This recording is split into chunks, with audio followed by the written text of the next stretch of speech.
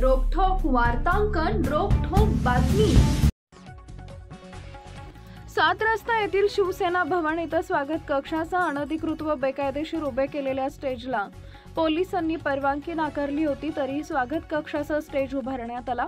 पोलिसांशी हुज्जत घातल्यानं सेनेचे जिल्हा प्रमुख मनीष काळजे यांच्यासह 7 जणांवर सदर बाजार पोलिसात गुन्हा दाखल केला आहे।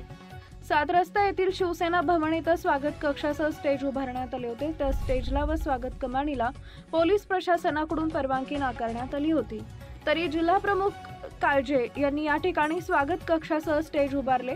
रस्त्यावरील वाहतुकीला अडथळा होतो म्हणून पोलिसांनी उभारलेले स्टेज व स्वागत कक्ष काढण्याचे आवाहन केले, तरीही त्यांनी ते काढलं नाही। उलट पोलिसांशी हुज्जत घालण्यास सुरुवात केली। स्टेज काढणार नसल्याची ताठर भूमिकाही त्यांनी घेतली, तसेच पोलिसांच्या आदेशाचं उल्लंघन केले। परिसरातील नागरिकांना फोन करून बोलावूनही घेतलं व त्यांना चिथावणी देऊन सार्वजनिक रस्त्यावर बसून रस्त्यावरील वाहतुकीचा अडथळा केला। पोलिसांनी आवाहन करून ही स्टेजची उभारणी झाली।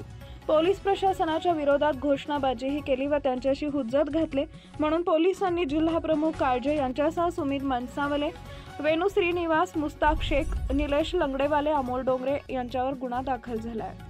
महाराष्ट्रातील महत्त्वाच्या आणि ताज्या बातम्या पाहण्यासाठी आमच्या जय हो न्यूज चॅनलला सबस्क्राइब करा आणि बेल आयकॉन प्रेस करा।